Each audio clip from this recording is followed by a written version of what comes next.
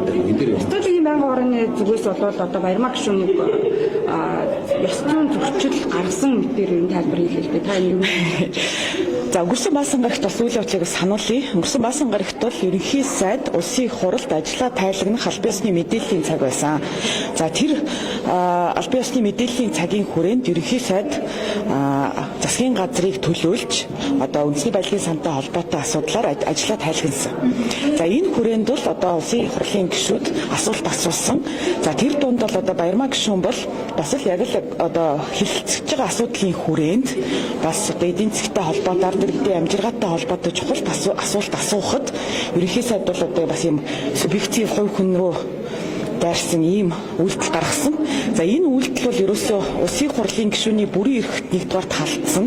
Хоёрдугаарт засгийн газар парламентын одоо ийм хяналт тэнцлийн механизм зөргөөр нөлөөлсөн ийм үйлдэл гэж бол бид бүхэн харж байгаа. Сая ёс зүйн байнгын ороноос ямар мэдээлэл хийснийг би бол мэдэхгүй байна. Гэхдээ бол одоо олонхын бүлгийнх нь энэ асуудлыг ингэж явцруулж байгаад бол үнэхээр харамсаж байна. Яг гэвэл парламентын дархлаа, парламентын одоо энэ хяналтын механизм хүчтэй байх нь бол одоо Монголын арчлалын бас маш чухал одоо зүйлээ. Тэгээ энэ утгаараа бол одоо энэ дээр аль нэг нам эвсэл ярихаасаа илүү бараг тийм ээ одоо засгийн газар парламентын хоорондын асуудал гэж авч үзэх нь зүйтэй гэж харж байгаа. Тэ эсбөгөөс одоо засгийн газрын гишүүд улсын хурлын танхимд орж ирээд тэгээд улсын хурлын гишүүд одоо өөрсдийнхөө бас иргэдийг төлөөлж байгаа бүрэн эрхийнхаа хүрээнд тодорхой асуултууд тавихад ингэж басамжлалд оромжилж байна гэдэг бол ерөнхийдөө энэ хяналт тэнцэл бүрэн алдагдсан байна гэдгийг илэрхийлж байгаа. Тэр бид нар бол парламент талаас нь харах гэж харж байна. Одоо бүлгийн хуралдаан дээр гаргасан шийдвэрээр улсын хурлын нэгсэн чуулганы хуралдаан дээр хэрвээ ерөнхийсэд даван эрдэнэ улсын хурлын гишүүн Баярмаагаас уучлалгүйгүй тохиолдолд бид нар одоо энэ хууль тогтоох үйл ажиллагаанд оролцохгүй гэж аль биесээр хэлсэн тийм ээ. Тэгэхээр энэ яг өнөөдрийн завсралгаас үндсэн шалтгаан мөн үү?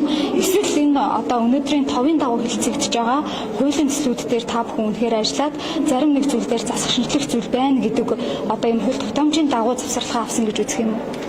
За бид бол баасан гарагт болсон үйл явдалтай холбоотой бас юм одоо улс төрийн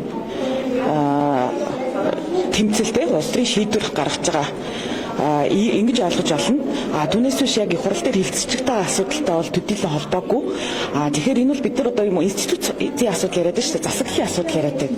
Өнгөрсөн хугацаанд бол ер нь бол засаглалын баланс бол маш ихээр алдагдсан байсан. Тэгээ 8 жил одоо нэг намын үнэлэхүй олонхын бүлэгтээ бас ажилласан тийм ээ. Тэгэхээр тэр юунаасаа бид юус гарахгүй байгаа шүү дээ. Тэгээ нэг тэнцээ бий болсон нэг зүг тогтлол. Тэгэхээр одоо парламент шиг байгаад засаг одоо бас парламентэд юугаа ажлаа тайлагнаад хяналт тавигдаад ингээд явах хэрэгтэй л гэж харж байгаа. Тэгэхээр тэр өнцгөөс нь бид нар асуудалд хандах хэрэгтэй. Түүнээс биш одоо энэ олонхын бүлгийн гишүүдийн яриад байгаа шиг ийм субъектив илүү эсвэл альва нэгэн асуудлыг хойшлуулсан тийм асуудал юу байхгүй. Бид нар эхний ээлжинд ийм суур асуудлууд дээрээ яг ийм зарчмын байр суурьудаа бол хангах хэрэгтэй гэж харж байгаа. За дээрэс нь бас манай бүлэг дээр ямар шийдвэр гарсан бэ гэхлээр ер нь энэ улсын хурлын тухай хууль, улсын хурлын чуулганы хуралдааны дэгийн тухай хуулинд өөрчлөлтүүд орох ёстой байна. Яагаад вэ гэхээр яг дэгийн хүрээнд бас одоо засгийн газраас асуух боломжууд хомс байна.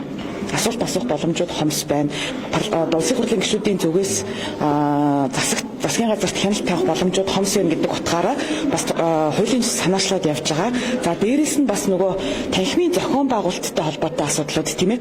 Одоо нөгөө гүйцэтгэх засаглалын тэргүүн нь их хурлын чуулганыхаа хойморт очиж суучдаг явдал бол одоо бас сонгодог парламенттай ийм тогтолцоонд бол зохимжгүй байна гэсэн тийм зүйлийг бол бас дэвшүүлж байгаа. Тэгэхээр ийм 3 бүлэг асуудлыг дэвшүүлсэн хуулийн төсөл бол бэлэн болсон.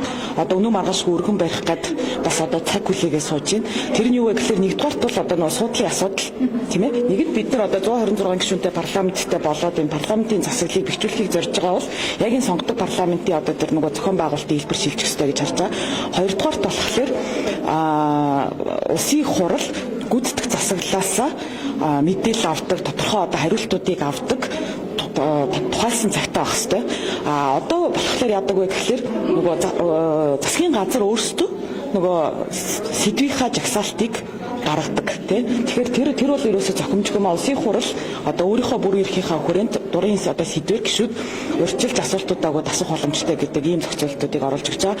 А гурав дахь нь болохоор ер нь энэ хурлын танхимд худал хийсэн буруу ташаа мэдээлэл өгсөн нийтийн албан тушаалтнууд бол хариуцлага хүлээх ёстой гэсэн бас тийм агуулга орсон. Ийм одоо хуулийн төсөл бол одоо бэлэн болгоод одоо маргааш өргөн байхаар ажиллаж байгаа юм. Одоо процесс яах вэ?